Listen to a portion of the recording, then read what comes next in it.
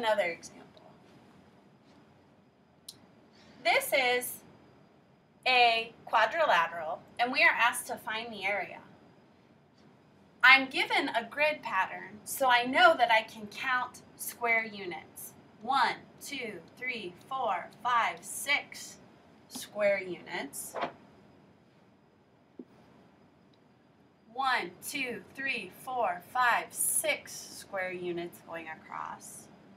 1, 2, 3, 4, 5, 6 square units going across again. And you guessed it, we know that we're seeing a pattern here. Each of these rows is 6 square units across. 6 square units across. Now, to find the total area, I could combine the square units with this repeated addition sentence. 6 plus 6 plus 6 plus 6 plus 6 plus 6. Now, one way of adding these numbers together is by skip counting up. 6, 12, 18, 24, 30, 36. So I know that the area is 36 square units.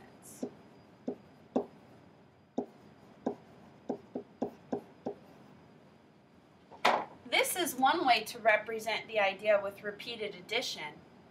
Let's see if we can represent it using multiplication. To use multiplication to represent this, we learned this handy-dandy formula that we can find area by multiplying length times width.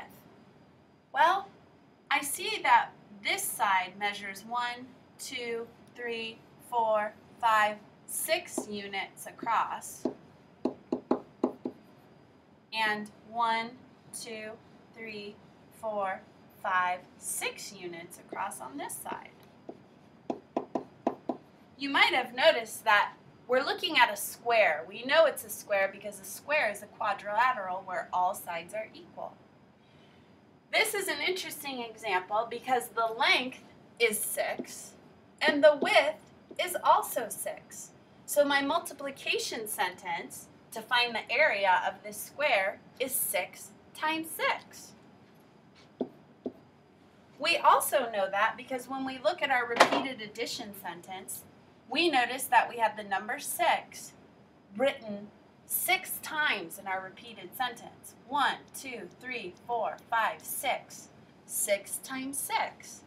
And when we count up, we count it up by 6s, 6, 12, 18, 24, 30, 36, to find that 6 times 6 equals 36 square units.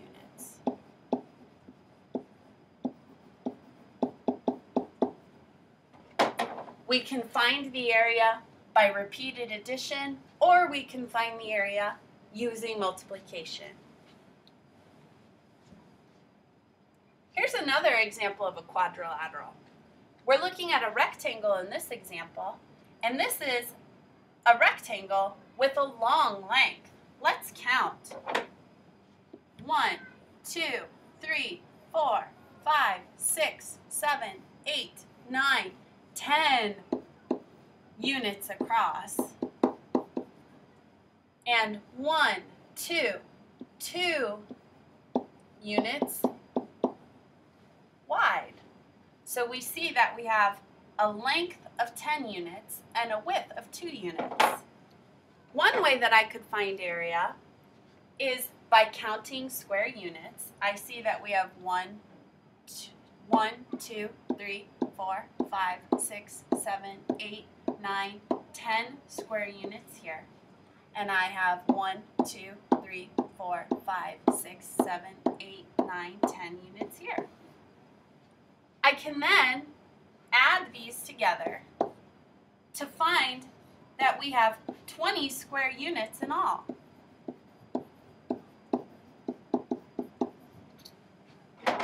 Some of you might have already guessed it. This repeated addition sentence can also be represented using multiplication. we learned the formula that area equals length times width. So in this example, we see that we have a length of 10 and a width of 2 units. When I use my formula to represent 10 times 2, I can also solve that multiplication sentence by thinking of the repeated addition. I have 10 2 times. 10 plus 10 is 20. Or if I skip count by tens, first we start with 10, and then what number comes next? 20. So 10 times 2 is 20 square units.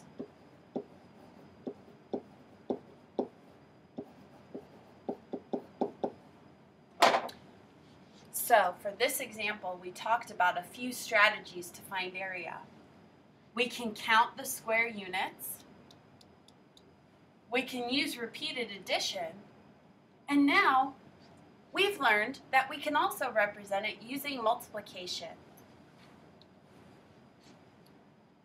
You'll realize as we start thinking about bigger and bigger shapes, counting all the squares can become daunting.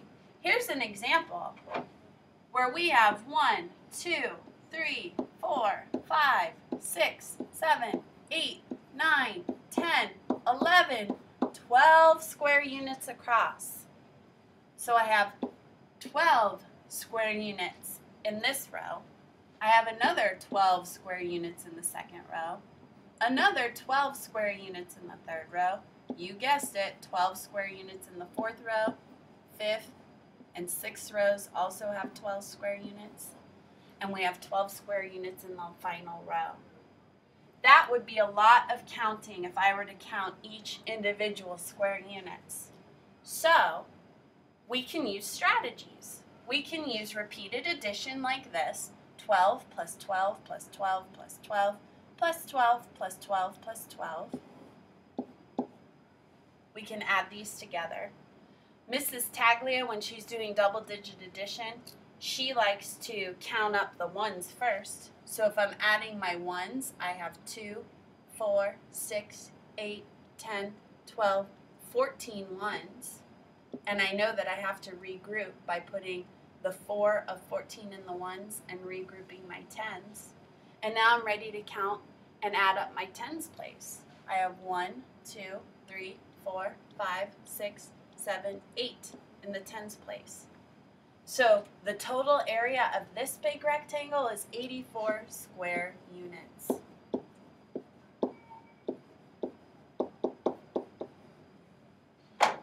If you're anything like me, that felt like a lot of counting. So another way that we can think about this is using multiplication. Let's try to represent this idea using a multiplication sentence. I know that we have a length of 12. 1, 2, 3, 4, 5, 6, 7, 8, 9, 10, 11, 12 units is the length. And I have a width of 1, 2, 3, 4, 5, 6, 7 units. When I think of this special formula for finding area, I know that area equals length times width. So I can use that idea to represent a multiplication sentence 12 times 7. This idea was also represented in our repeated addition. We have the number 12 1, 2, 3, 4, 5, 6, 7 times. So I know that 12 times 7 is another way to think about finding the area of this rectangle. Now, skip counting up by 12s is a pattern that is easy to learn if you think of tens. When we start with 12, we know that 12 has a 1 in its tens place. So when I move up to 12 more, I know that it's not going to have a 1, but a 2 in the tens place. So count up with me. 12, 24, 36, 48, 60, 72, and 84. So we know our area is 84 square units.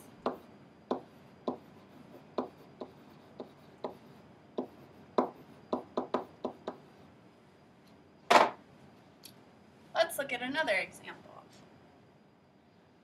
In this example, we're asked to find the area, but you'll notice that it's different than our other examples because we don't have a grid. Counting square units isn't a choice in this one because we don't have a grid of square units to count. That leaves us with one option. You guessed it, multiplication. We know that we can find area by multiplying length times width. And we see here that the length of this rectangle is 5 and the width is 2. Let's use that idea to multiply. 5 times 2. 5 times 2, when I multiply, I can skip count 2 times by 5s. 5, 10. So I know that the area is 10 square units. I can also think of this as an addition sentence. If I have 5 2 times, we could also think of it as 5 plus 5. And we get the same answer. 10 square units. Mrs. Tagley almost forgot to put the square in her square units.